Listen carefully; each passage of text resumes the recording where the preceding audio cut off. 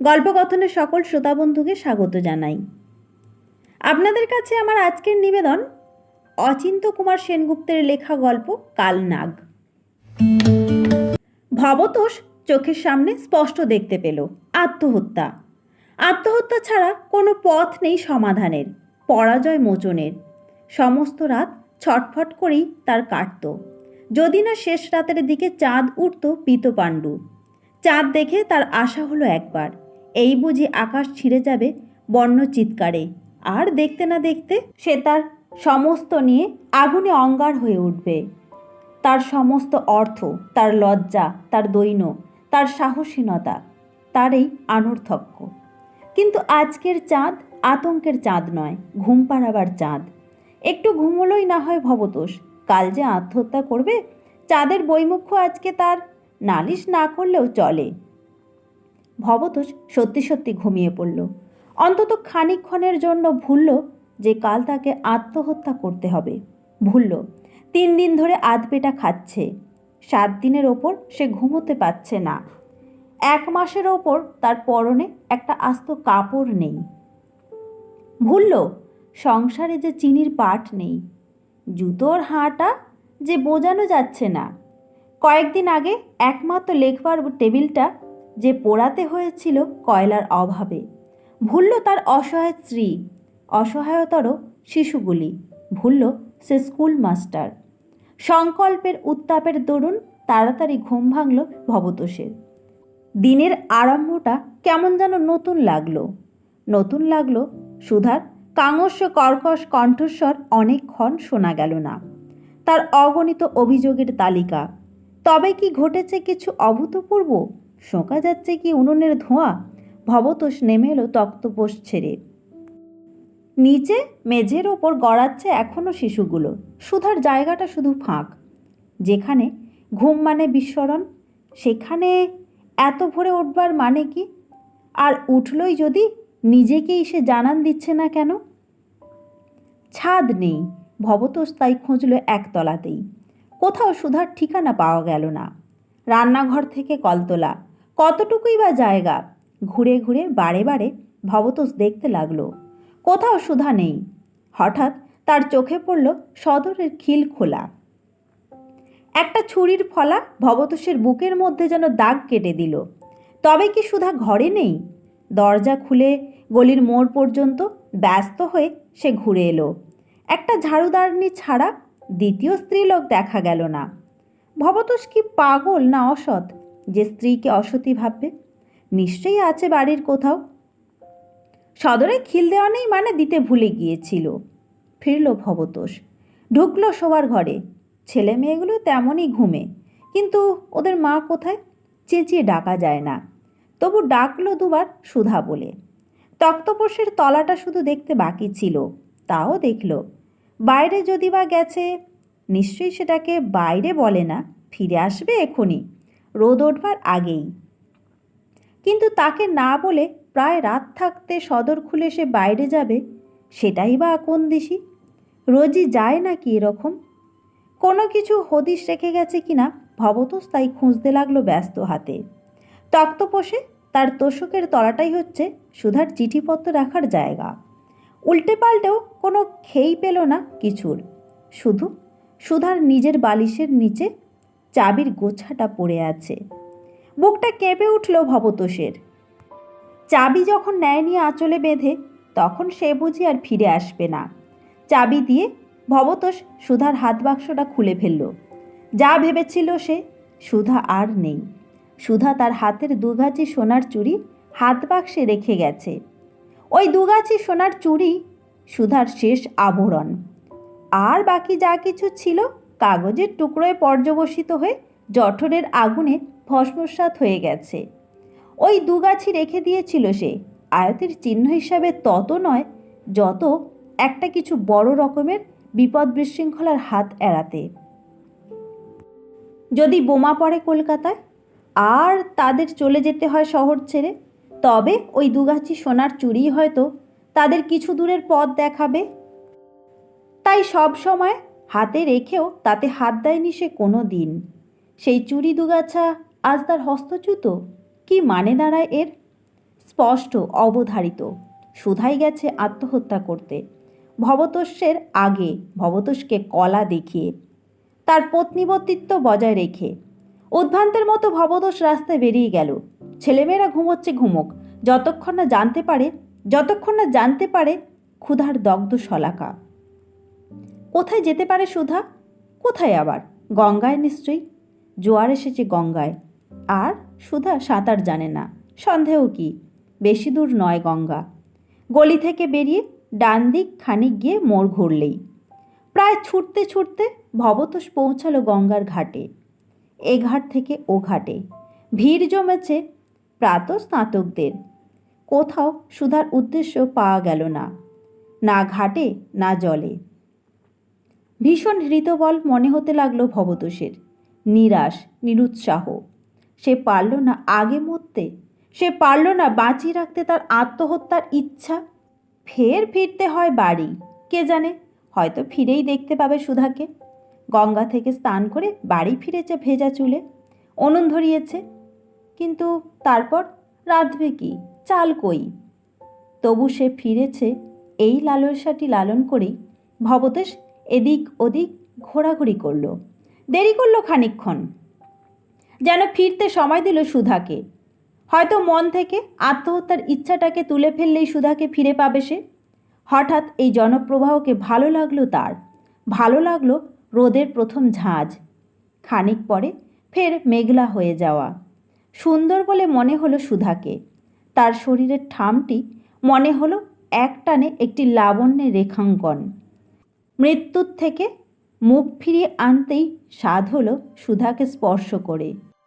বাড়িতে যে চমক সে দেখবে বলে আশা করেছিল তা দেখল সে, ছোট দুটোর কান্নায় আর বড়টার রুদ্ধশোক গাম্ভীর্যে। বড়টা মেয়ে সাবিত্রী, বয়স 10, ছোট দুটো ছেলে, সবশেষটা 3 বছরের, মাঝখানে দুটো কাটা পড়েছে। কি মা কোথায়? ভবতোষ জিজ্ঞেস করলো সাবিত্রীকে। বাহ, তোমরা তো একসঙ্গেই গেলে, তোমার সঙ্গেই তো মার ফেরবার কথা।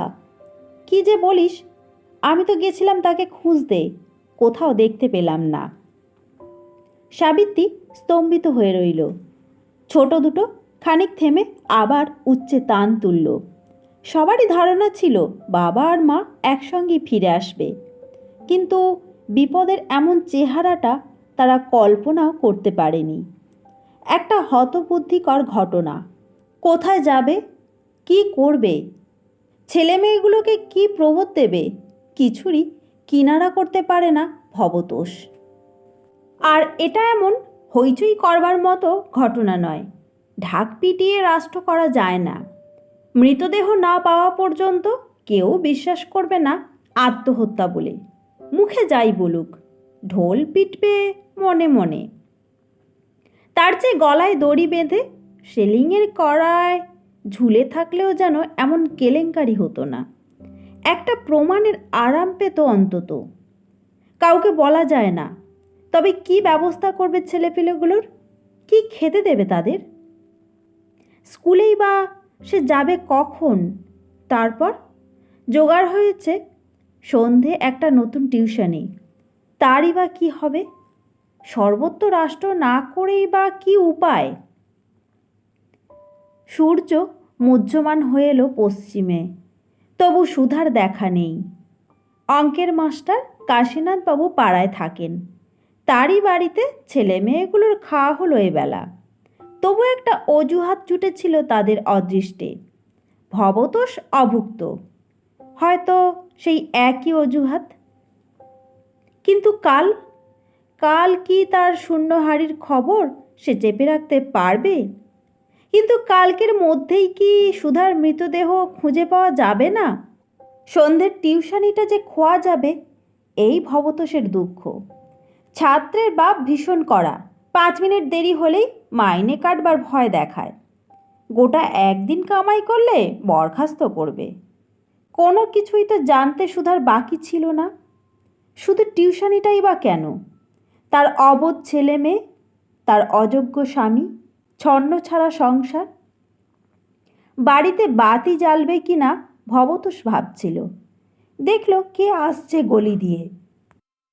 নির্ভুল মেয়ে ছেলে, পরনে পাটও ফেসে যাওয়া নোংরা কাপড়, পার আছে কি নেই চোখে পড়ে না, হাত গলা সব খালি, এক হাঁটু ধুলো, যেন দাঁড়াতে পারছে না এমনি তার চলা, হাতে আবার এক পুঁটলির ভার।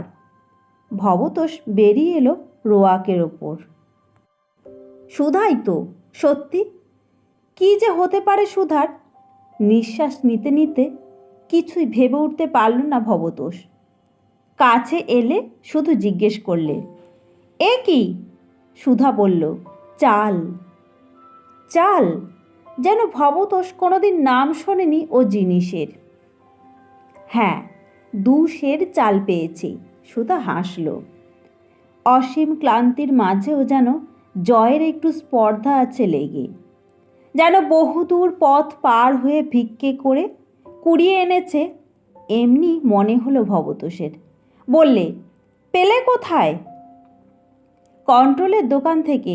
রাত থাকতে গেছি আর ফিরছি এই সন্ধে। তোমরা না জানি কত উতলা হয়েছ। সুধা হাসল অন্তরের স্বচ্ছতায়। কিন্তু প্রতিজ্ঞা করেছিলাম চাল না নিয়ে বাড়ি ফিরব না কিছুতেই। তাই মাঝখানে দোকান বন্ধ হয়ে গেলেও লাইন ছাড়িনি। কত ধাক্কাধাক্কি, কত ধস্তাধস্তি, তবু টলিনি এক পা। মাথার ওপর তুমুল এক পশলা বৃষ্টি পর্যন্ত হয়ে গেল। 16 ঘন্টা দাঁড়িয়ে থেকে পেলাম তবে এই 2 সের। ওহ, আমি তো কত লোকের ঈর্ষার বস্তু। কত লোকেই তো কিছু পায়নি যারা দাঁড়িয়েছিল আমার পিছনে। পুরুষের লাইনেও তাই। আমিও নিলুম আর বললে, ফুরিয়ে গেছে। কিন্তু এমন একটা বিশ্রী পোশাকে গিয়েছিলে কেন? হাত পা খালি, পরনে আমার তেল নাগড়া ধুতিটা, গায়ে জামাও নেই বুঝি কোনো। বস্তির ঝি না সাজলে কি দাঁড়ানো যায় কন্ট্রোলের লাইনে? দিগ্বিজয়িনীর মতো চালের পুঁটলি নিয়ে সুধা বাড়ির মধ্যে চলে গেল। মাকে ফিরে পেয়ে ছেলে মেয়েগুলির উত্তালতা তখনও থামেনি। গলির মুখে ভবতোষ দেখতে পেল একটি পুরুষ মূর্তি দ্বিধায় দ্বিখণ্ডিত হয়ে যাচ্ছে। গলিতে ঢুকবে কি ঢুকবে না। শেষ পর্যন্ত ঢুকল আর এগিয়ে এলো কিনা ভবতোষেরই বাড়ির দিকে। আধা বয়সী, কিন্তু যেন ঠিক ভদ্রলোকের পর্যায়ে পড়ে না। যদিও গায়ে একটা ছেঁড়া ও কোঁচকানো চীনের সিল্কের পাঞ্জাবি, দাড়ি কামায়নি কতদিন, চুলগুলিতে চিরুনির আঁচড় নেই, চাউনিটা কেমন যেন ঘোলাটে, অপরিচ্ছন্ন। এদিক ওদিক চেয়ে অত্যন্ত ভয়ে ভয়ে লোকটা জিজ্ঞেস করল, এ বাড়িতে একটা মেয়ে ছেলে ঢুকেছে এক্ষুনি? মুহূর্তে ভবতোষ রুক্ষ হয়ে গেল। বললে, হ্যাঁ, কেন? কীভাবে যে বলবে কিছু ঠিক করতে না পেরে আগন্তুক বললে, তাকে আমার দরকার। দরকার? রাগে কঠিন হয়ে উঠল ভবতোষের গলা। তাকে আপনি চেনেন? হ্যাঁ, না ঠিক চিনি না, তবে। লোকটা আমতা আমতা করতে লাগলো। ভবতোষ ফনাতলা সাপের মতো বিষিয়ে উঠল। আরও 2টো গলি ছেড়ে দিয়ে শরীখানার কাছে থামের তলায় আপনার চেনা জিনিস পাবেন, যান সেখানে। এটা বস্তি নয়, গেরস্ত বাড়ি। যাকে ঝি ভেবে পিছু নিয়েছেন সে ঝি নয়, ভদ্রলোকের স্ত্রী। লোকটা যেন তবু এক কথায় চলে যেতে প্রস্তুত নয়। দোমনা করছে, ঘুরঘুর করছে। কেলেঙ্কারি বাঁধাবেন না বলছি, ভালোই ভালোই বেরিয়ে যান গলি থেকে, নইলে পাড়ার লোক জড়ো হলে ঘাড়ের ওপর মাথাটা আপনার সোজা থাকবে না বলে রাখছি। আমি অভুক্ত আছি বটে, কিন্তু পাড়ার আর সবাই আমার মতো এত নিস্তেজ হবে না বলেই বিশ্বাস। মারবে তো বটেই, পুলিশেও ধরিয়ে দেবে। আমারই ভুল, মাপ করবেন। লোকটা আবার সস্পৃহ চোখে তাকালো চারপাশে, তারপর চলে গেল। কারোর সঙ্গে একটা কিছু উত্তেজিত বচসা হচ্ছে এমনই আভাস পেয়ে সুধা তাড়াতাড়ি বেরিয়ে এলো রোয়াকে। বললে, সেই লোকটা এসেছিল বুঝি? কে লোকটা? আপাদমস্তক জ্বলে গেল ভবতোষের। সেই চীনের সিল্কের পাঞ্জাবি পরা ভদ্রলোক? ভদ্রলোক? এরই মধ্যে গাঢ় পরিচয় হয়ে গেছে দেখছি। কি যে বলো তার ঠিক নেই। তাকে তাড়িয়ে দিয়েছ বুঝি? সুধা যেন কণ্ঠস্বরে তাকে খুঁজছে। না, তাকে আমার খাট ছেড়ে দিতে হবে? ভবতোষ গলার আওয়াজকে কুৎসিত করে তুলল। ওটা একটা বদমাস, তোমাকে ভেবেছে বস্তির ঝি। তা যা খুশি ভাবুক, কিন্তু আমিই তো ডেকে এনেছিলাম। কাছাকাছি বোমা পড়লেও ভবতোষ এত চমকাতো না। বললে, তুমি ডেকে এনেছো? কেন জানতে পারি? চারটি ওকে খেতে দেব বলে। ও আমার সামনেই ছিল, পুরুষের লাইনে। আমার নেওয়ার সঙ্গে সঙ্গেই দোকান বন্ধ হয়ে গেল, আর ও আমার চোখের ওপর মাটিতে ভেঙে পড়ল টুকরো টুকরো হয়ে। বললে, বাড়িতে বসে আছে সবাই চালের প্রত্যাশা করে, সে গেলে তবে উনুন ধরবে। তবু তো স্ত্রী পরিবারকে একবেলা আধপেটা সে খাওয়াচ্ছিল, কিন্তু নিজে সে উপোস করে আছে প্রায় 4 দিন। পাছে ওদের ভাগে কম পড়ে তাই মিথ্যে করে বলতো যে বন্ধুর ওখানে তার নেমন্তন্ন। কিন্তু 4 দিন উপোসের পর নেমন্তন্নের কথা নাকি আজ সে কিছুতেই বলতে পারবে না। তাই আমি ওকে বলেছিলাম, চলুন আমার ওখানে, অন্তত ভাত পাবেন আপনি পেট ভরে। প্রথমটা বিশ্বাস করেনি, পরে বিশ্বাস করলেও রাজি হতে পারেনি। স্ত্রী পুত্রের জন্য চাল না নিয়ে গিয়ে নিজে ভাত খাবে লুকিয়ে। হয়তো যন্ত্রণা হচ্ছিল, কিন্তু জঠরের যন্ত্রণা তার চেয়েও ভয়ানক। আহা, তাড়িয়ে দিলে তুমি? সুধা গলা বাড়িয়ে তাকালো এদিক ওদিক। আস্তে আস্তে একটা তীব্র ঘন উগ্র গন্ধ ভবতোষকে আচ্ছন্ন করতে লাগলো, যেন তার নিঃশ্বাস বন্ধ হয়ে যাবে এখুনি, চোখ ঠিকরে বেরিয়ে পড়বে। না, ও কিছু নয়, ও শুধু উনুনের ধোঁয়া। আপনারা শুনছিলেন অচিন্ত কুমার সেনগুপ্তের লেখা গল্প কালনাগ। গল্প পাঠ ভালো লাগলে ভিডিওতে একটা লাইক দিতে ভুলবেন না। আর আপনি যদি এখনও পর্যন্ত আমার চ্যানেলটিকে সাবস্ক্রাইব না করে থাকেন, তবে অবশ্যই সাবস্ক্রাইব করে পাশে থাকবেন। সকলকে অনেক ধন্যবাদ। নমস্কার।